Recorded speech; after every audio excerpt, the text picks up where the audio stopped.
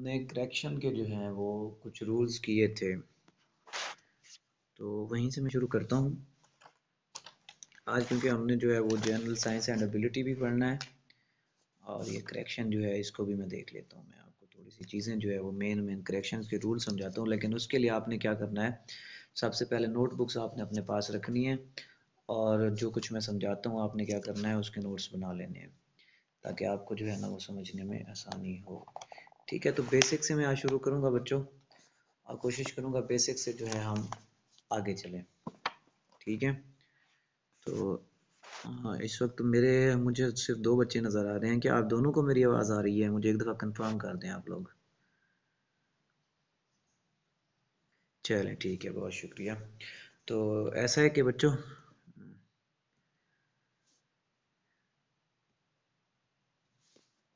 जी आप लोग ये बोर्ड देख पा रहे हो? ठीक है, चलें बेटा,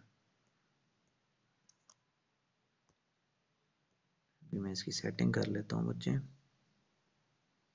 ये थोड़ा सा टाइम लेता है सेटिंग में।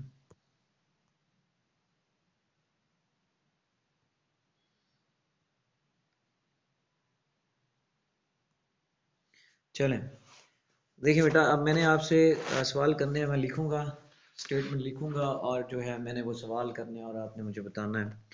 अगर आप लोग सही नहीं बता पाए तो फिर उसकी करेक्शन मैं आप लोगों को बताऊंगा। ठीक है, सिंपल से शुरू कर रहा हूँ, बहुत सिंपल है। He go to school, is it correct? क्या ये सेंटेंस ठीक है?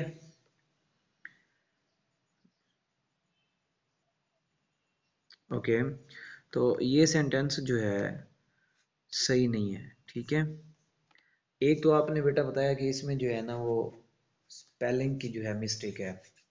एक दूसरे, जी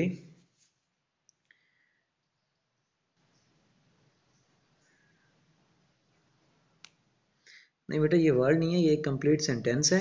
ये देखें, अब ये इसका सब्जेक्ट है, ठीक है, ये ये इसका वर्ब है और ये इसका ऑब्जेक्ट है। ठीक है, तो ये एक सिंपल सेंटेंस, स्क्रीन पे पूरा शो नहीं हो रहा?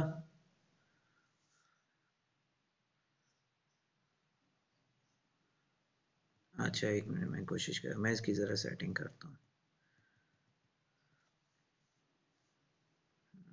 आपको हो रहा है भाईदान?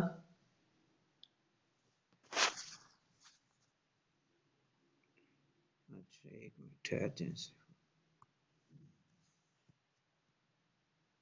मैं दोबारा से इसको करता हूँ।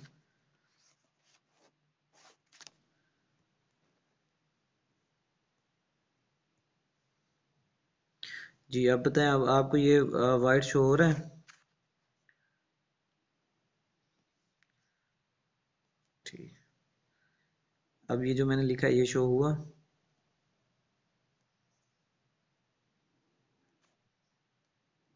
चलें, ही गो टू स्कूल। अब बेटा अब आप बताएं, आपको पूरा कंप्लीट शो हो रहा है? चलें बच्चों, अब देखें, he go to school, is it correct? ठीक है, ये करेक्ट नहीं है सेंटेंस। अगर हम इसको करेक्ट करते हैं तो किस तरह से करेंगे, इसकी करेक्शन कैसे होगी? देखिए, हम डील कर रहे हैं बच्चों सिंगुलर सब्जेक्ट के साथ। हमारा सब्जेक्ट जो है ना वो क्या है, सिंगुलर नाउन है।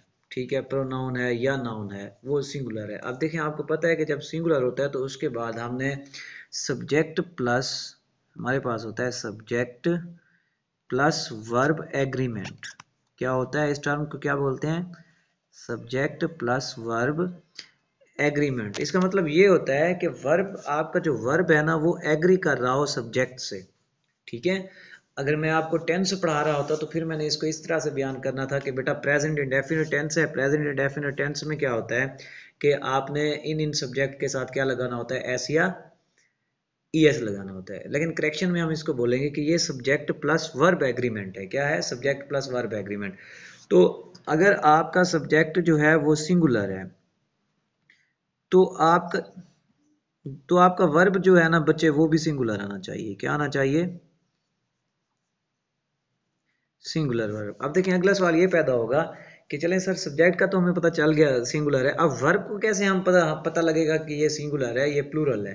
तो उसकी निशानी ये होती है कि जिस वर्ब के साथ एस या ई एस लगा हुआ हो, क्या लगा हुआ हो, एस या ई एस, वो सिंगुलर होता है, और जिसके साथ एस या ई एस ना लगा हुआ हो तो वो प्लूरल होता है। अब इसके साथ ये जो गो है इसके साथ एस या ई एस लगा हुआ है? नहीं लगा हुआ तो हाँ, तो अब देखें इसके साथ एस या एस नहीं लगा हुआ तो इसका मतलब ये है कि हमारा सब्जेक्ट सिंगुलर है लेकिन वर्ब जो है वो प्लूरल आ रहा है। हालांकि सब्जेक्ट और वर्ब एग्रीमेंट में क्या होना चाहिए कि आपका अगर सब्जेक्ट सिंगुलर है तो वर्ब भी क्या होना चाहिए? सिंगुलर होना चाहिए। तो फिर अगर जब हम इसको क्या करेंगे, जब सिंगुलर बनाएंगे तो यहाँ पे क्या आ जाएगा? E S. ठीक है, तो हमारे पास करेक्ट सेंटेंस क्या आएगा? He goes to school. He goes to school. अब मैंने बच्चों आप लोगों से ये कहा कि जो वर्ब सिंगुलर वर्ब होता है ना उसके एंड पे एस या ई एस आ रहा होता है, तो क्या आप में से मुझे कोई ये बताएगा कि एस कहाँ पे लगाना होता है और ई एस कहाँ पे लगाना होता है? हम्म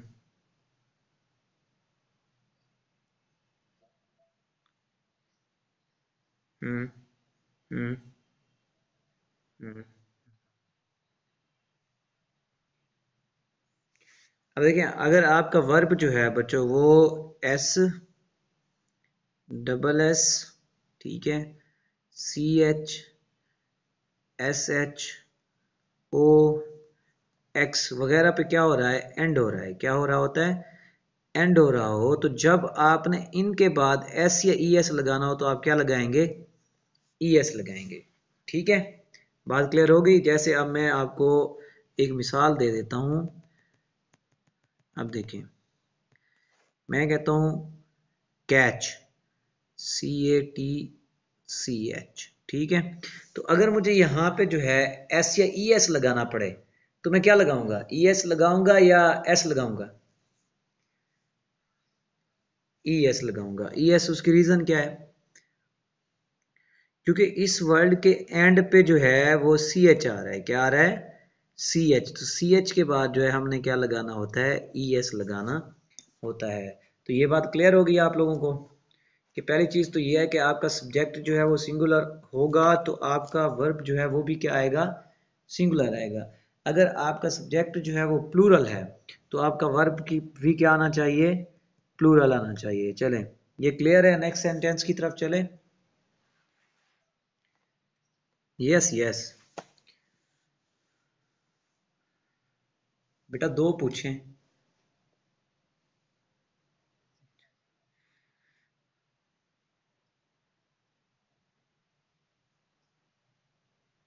जी ठीक है।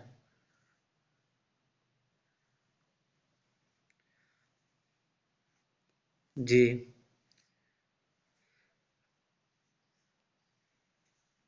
बेटा देखिए जो, जी जी बोल लें आप, कंप्लीट कर लें सवाल अपना।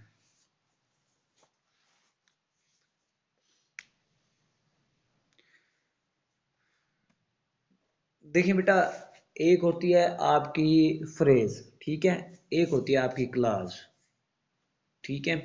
जब आप कंपाउंड या कम्प्लेक्स सेंटेंस बना रहे होते हैं तो उस कंपाउंड या कम्प्लेक्स सेंटेंसेस जो होते हैं ना उनमें अगर आप क्लास के साथ क्लास लगा रहे हैं, एक क्लास आई फिर दूसरी क्लास आई, तो हर क्लास का जो है ना अपना ऐसा अलग से सब्जेक्ट होगा। अगर वो डिफरेंट बात कर रहा है, जैसे मैं आपसे कहता हूं ना ही, पहली चीज तो मैं आपको सब्जेक्ट समझा देता हूं, ठीक है बेटा। सब्जेक्ट जो होता है वो होता है एक्शन डूअर, ठीक है, सिंपल सी बात है, वो ये होता है एक्शन डूअर, जो क्या कर रहा होता है? कोई काम कर रहा होता है, उसे हम सब्जेक्ट कहते हैं। उर्दू में आप इसको बोल रहे होते हो फाइल, ठीक है। अगर एक सेंटेंस में, ठीक है, जो आप देखें कि कोई ऐसा नाउन या प्रोनाउन जो एक्शन डूअर है वो हमारा सब्जेक्ट होगा, चाहे सेंटेंस जितना भी लंबा हो। अगर आप मुझे कोई एग्जांपल दें, आपके माइंड में है, तो मैं आपको उसमें सब्जेक्ट ढूंढने का तरीका बताता हूँ।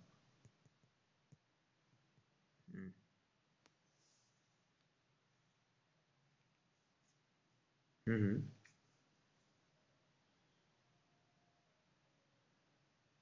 कोई आ रही है आपके माइंड? हाँ, बोलें बोलें, शाबाश।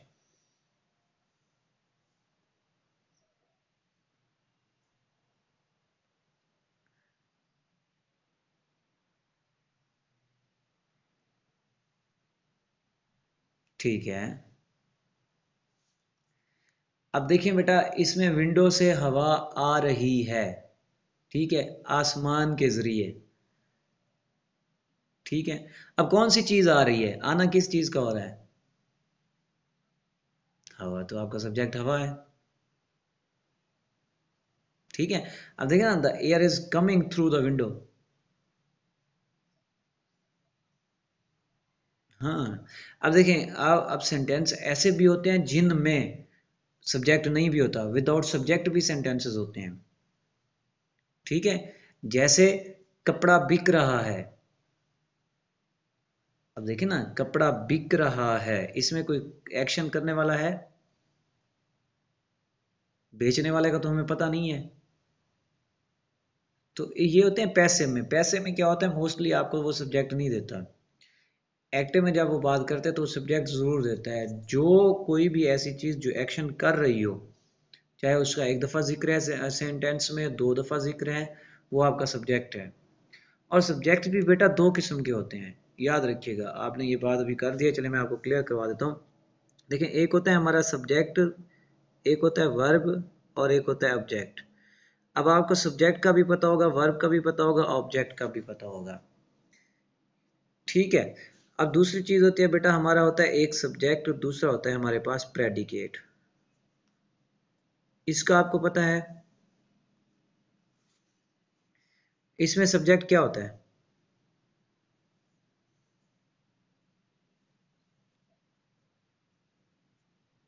अब देखें, मैंने कहा कपड़ा बिक रहा है।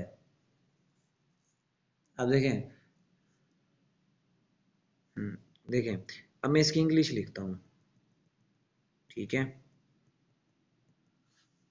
ये कपड़ा बिक रहा है, फॉर एग्जांपल मैं कहता हूँ this cloth is being sold. ठीक हो गया बेटा? अब देखिए, मैं कहता हूँ जी, आप इसको ढूंढें सब्जेक्ट प्लस वर्ब और ऑब्जेक्ट, यानी कि सेंटेंस स्ट्रक्चर के हिसाब से अगर आप ढूंढें, तो क्या इसमें से आपको सब्जेक्ट मिल रहा है, काम करने वाला मिल रहा है? नहीं हो रहा। ठीक है। हाँ। ये है पैसिव का सेंटेंस। किस चीज का सेंटेंस है? पैसिव का। तो इसमें काम करने वाला शो नहीं हो रहा। ठीक है। एक चीज ये हमने इसमें सब्जेक्ट जो है, ये हमने स्ट्रक्चर के हिसाब से ढूंढा है, सेंटेंस स्ट्रक्चर के हिसाब से। अगर हम सेंटेंस स्ट्रक्चर के हिसाब से देखते हैं, तो इसमें हमें कोई काम करने वाला नहीं मिल रहा, यानी कि इसका कोई सब्जेक्ट नहीं है। ठीक हो गया बेटा? यहाँ तक बात क्लियर है? अच्छा, अब मैं आगे लिखता हूँ। दूसरा, मैंने आपको बताया कि एक सेंटेंस का जो होता है ना, वो पार्ट्स ऑफ सेंटेंस होते हैं। मेन पार्ट्स ऑफ सेंटेंस दो होते हैं। ठीक है। हम सेंटेंसेस को जो है ना, वो 4-5 तरीके से एनालाइज कर सकते हैं एक सेंटेंस को। ठीक है बच्चे? एक हम उसको करते हैं स्ट्रक्चर ऑफ सेंटेंस के हिसाब से एनालाइज, एक हम उसको करते हैं पार्ट्स ऑफ स्पीच के हिसाब से एनालाइज। अब देखिए ना, इसको आप अगर स्ट्रक्चर के हिसाब से आप क्या कर रहे होते हैं, इसको एनालाइज करें स्ट्रक्चर के हिसाब से, तो ये जो दिस क्लॉथ है, ये आपका ऑब्जेक्ट है, इसके बारे में बात हो रही है। ये इज जो है, ये आपका क्या है? वर्ब है। ठीक है। ये बीइंग जो है, ये भी वर्ब है, यानी कि हेल्पिंग वर्ब उसकी कैटेगरी आ गई। अब ये सोल्ड जो है, ये भी वर्ब है। ठीक है। ये दोनों हेल्पिंग वर्ब हैं, ये क्या है? मेन वर्ब है। ये हमने इसको किस किस के हिसाब से किया है? सेंटेंस स्ट्रक्चर के हिसाब से, जिसमें आप सब्जेक्ट वर्ब और ऑब्जेक्ट लिख रहे होते हो। ठीक है। यहां तक बात क्लियर है बेटा? अच्छा, अब देखें, अब जो होता है ना, अब मैं आपको ये एनालाइज करके दे रहा हूं इसी सेंटेंस को पार्ट्स ऑफ स्पीच के हिसाब से। ठीक है। अब देखें पार्ट्स ऑफ स्पीच क्या होते हैं, हम देखें जो बात करते हैं या जो लिखते हैं उसमें हर लफ्ज की अपनी एक अलग से पहचान है, ठीक है, तो उसे हम क्या कहते हैं, पार्ट्स ऑफ स्पीच। अब ये जो दिस है ये एडजेक्टिव है, ठीक है। क्लॉथ क्या है, नाउन है। इज क्या है, पार्ट्स ऑफ स्पीच के हिसाब से भी वर्ब है। ये बीइंग क्या है, पार्ट्स ऑफ स्पीच के हिसाब से भी वर्ब है। ये सोल्ड क्या है, ये भी पार्ट्स ऑफ स्पीच के हिसाब से क्या है, वर्ब है। इसकी समझ आई बच्चे आपको? हेलो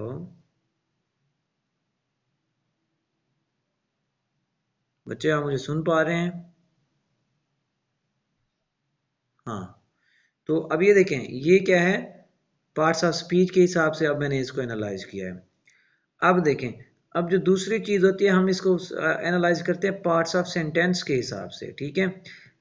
अब ये बात थोड़ी सी समझने वाली है। पार्ट्स ऑफ सेंटेंस के मेन पार्ट्स कितने होते हैं, दो होते हैं। एक होता है हमारे पास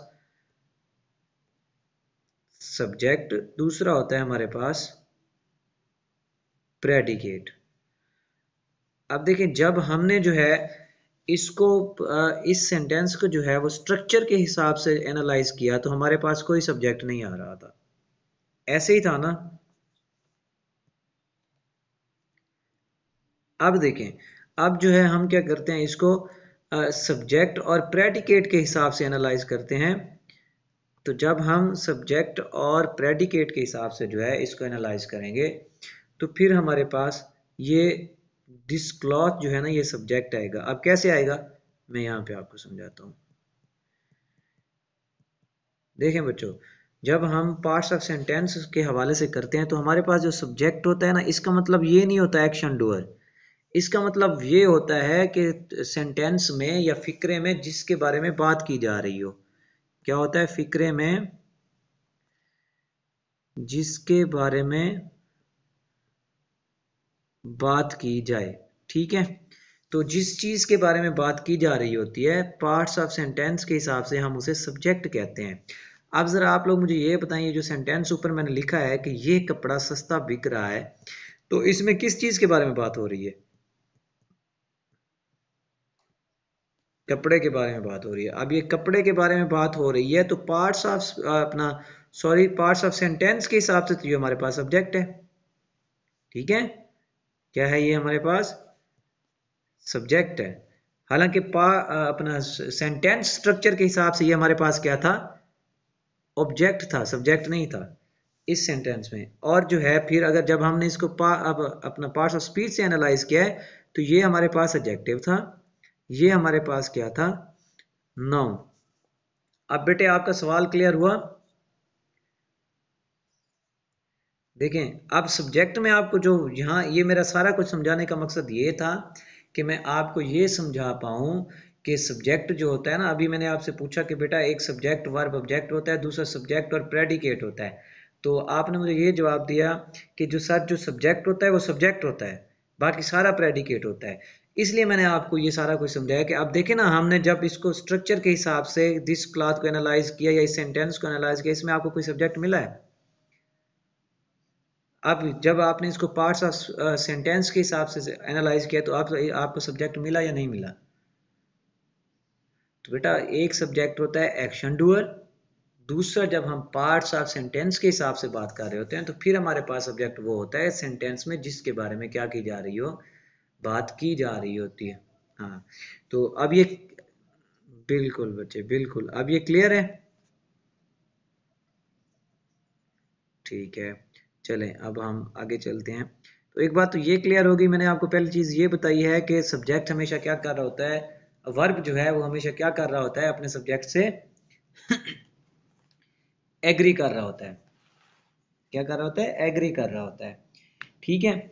अब देखिए मैं आपको एक एक और सेंटेंस लिखता हूं।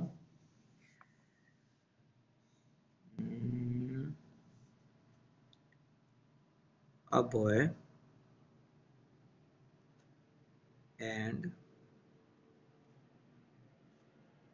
A girl is reading. चलें बच्चों, अब मुझे ये बताओ क्या ये सेंटेंस ठीक है? वाई?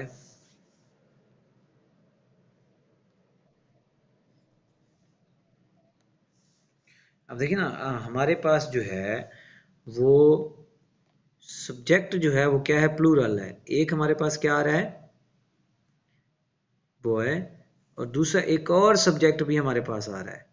ठीक है, इस सेंटेंस में कितने सब्जेक्ट आ रहे हैं बेटा? दो सब्जेक्ट आ रहे हैं यानी अब सब्जेक्ट हमारे प्लूरल है तो हमारे वर्ब को क्या होना चाहिए, वर्ब ये है यहाँ पे, ठीक है, तो हमारे वर्ब को भी क्या होना चाहिए, प्लूरल होना चाहिए। ठीक है, तो अब जब हम यहाँ पे क्या लिखते हैं, फिर इज का प्लूरल वर्ब क्या होता है, आर। क्या होता है, आर। अगर हम लिखते हैं a boy and a girl are reading, तब ये क्या, जी अब मेरी आवाज क्लियर है आप तक बच्चों? अच्छा, चलें, अब देखिए ना, यहाँ पे हमारे पास क्या था, सब्जेक्ट डबल था, प्लूरल था, तो हमें क्या है वो, फिर वर्ब भी क्या चाहिए था, प्लूरल चाहिए था। ठीक है, इसकी समझ आ गई बेटा आप दोनों को? चले, अब एक और सेंटेंस में लिखता हूं।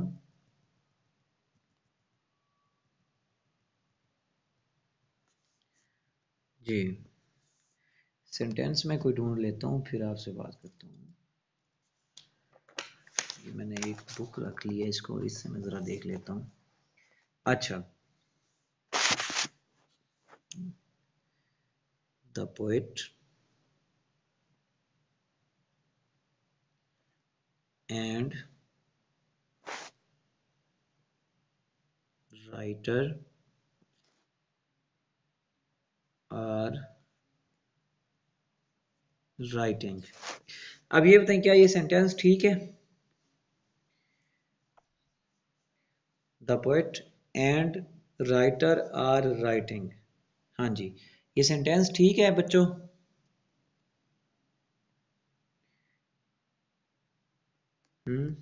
ये सेंटेंस बेटा गलत है।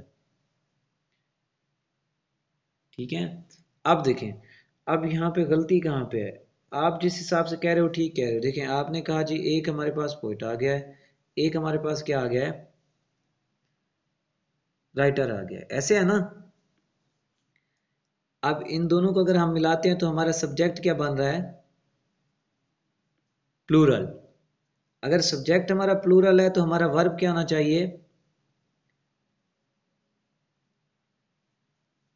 प्लूरल। यही कहना चाहते हैं ना आप? तो आप क्या कहना चाहते हैं कि हमारे पास कितने आ रहे हैं सब्जेक्ट, एक और दो, यानी कि दो सब्जेक्ट हमारे पास आ रहे हैं, तो इस लिहाज से हमारे जो सब्जेक्ट हैं वो प्लूरल हैं, तो हमारा वर्ब जो है वो भी क्या होना चाहिए, प्लूरल होना चाहिए। अब देखें बेटा, जब हम, बात जरा गौर से सुनिए आप लोगों ने, जब हम एंड से दो चीजों को मिलाते हैं, ठीक है, तब एंड से हम क्या करते हैं, दो चीजों को अगर हम मिला रहे होते हैं तो उस वक्त हमारा जो वर्ब है ना वो क्या होना चाहिए, प्लूरल होना चाहिए। ठीक है, प्लूरल। अब दोनों लिहाज से यहाँ पे प्लूरल आना चाहिए, लेकिन मैं कह रहा हूं कि ये गलत है। हमारे पास दो क्या आ रहे हैं, सब्जेक्ट्स भी आ रहे हैं, यानी कि प्लूरल सब्जेक्ट हो रहा है, तो हमारा वर्ब प्लूरल होना चाहिए। एंड से हम दो चीजें मिला रहे हैं आपस में, फिर भी प्लूरल होना चाहिए, लेकिन उसके बाद मैं क्या कह रहा हूं कि ये क्या है, ये गलत है। यह सही कैसे होगा, अब इसको जरा देखते हैं। सही बेटा जो है ना, यहां पे आना चाहिए the poet and writer is writing.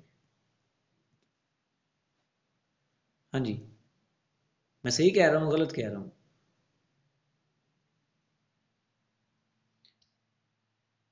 अब जो मैंने आपको रूल्स, जी अब देखो बेटा, अब देखें बेटा, उसी तरफ जा रहे हैं। देखें, जब भी, ये सही बात है कि आपका जो है वो सब्जेक्ट प्लूरल हो तो आपका वर्ब प्लूरल होना चाहिए। ठीक है, ये बिल्कुल करेक्ट बात है। अगर आप ऐसा नहीं करते तो आपका गलत होगा। लेकिन देखें, ये जो चीज़ है ना, द पोएट राइटर। देखें अब ये बात हो रही है बच्चों एक ही बंदे की, ठीक है। जिस बंदे की बात हो रही है वो एट ए टाइम पोइट भी है और राइटर भी है, एक ही बंदा, ठीक है। वो पोइट भी है, राइटर भी है। देखें जैसे आपको मैं एक और मिसाल देता हूं, अ ब्लैक एंड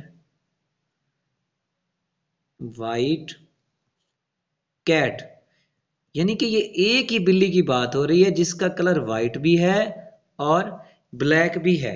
तो इस लिहाज से क्या है, यहाँ पे वर्ब जो है वो क्या आना चाहिए, सिंगुलर आना चाहिए। अब रीजन ये पैदा होती है, सवाल ये पैदा होती है कि सर हमें कैसे पता चलेगा कि ये एक ही बंदे की बात हो रही है, दो बंदों की बात हो रही है।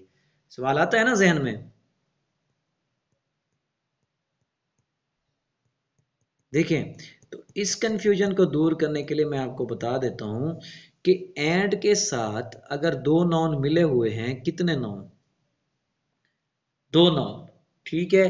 और उन दो, जो भी जितने भी सब्जेक्ट्स हैं या नाउन आ रहे हैं या प्रोनाउन आ रहे हैं, कुछ भी आ रहा है जो सब्जेक्ट है, अगर उन दोनों के बाद आर्टिकल लगा हुआ है, क्या लगा हुआ है, आप लोग जरा मेरे साथ बोलते जाएं, आर्टिकल लगा हुआ है। और आर्टिकल क्या होता है, ए एंड द, कुछ भी लगा हुआ है, तो इससे मुराद है कि ये दो लोगों की बात हो रही है। कितने लोगों की बात हो रही है, दो। हाँ अब अगर इन दोनों के साथ आर्टिकल लगा हुआ है तो फिर आपका जो वर्ब है वो क्या आना चाहिए, प्लूरल आना चाहिए। क्या आना चाहिए, प्लूरल आना चाहिए। अगर इन दोनों के साथ जो है वो आर्टिकल नहीं लगा हुआ, किसी एक के साथ आर्टिकल लगा हुआ है, फर्स्ट के साथ आर्टिकल लगा हुआ है, तो इससे मुराद ये होता है कि ये एक ही बंदे की बात हो रही है, सिंगल बंदे की बात हो रही है, ये दो बंदे नहीं है। अब बात क्लियर हुई बच्चों, कि अभी भी कंफ्यूजन है किसी और को बेटा?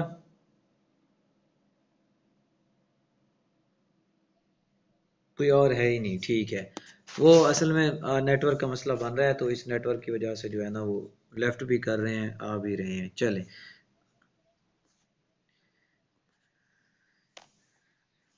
उनको ज़रा तरीका नहीं आ रहा ना, ठीक है। अब बेटा आप दोबारा आई हैं तो आपका मसला क्लियर हुआ या नहीं हुआ?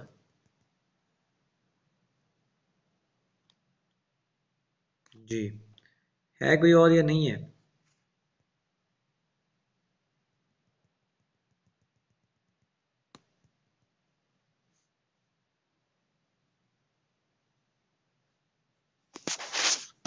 हेलो।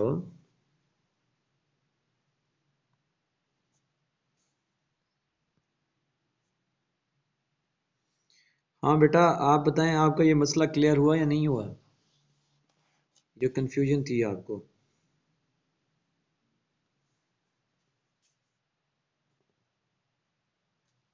बच्चे आप मेरी आवाज़ सुन रही हैं?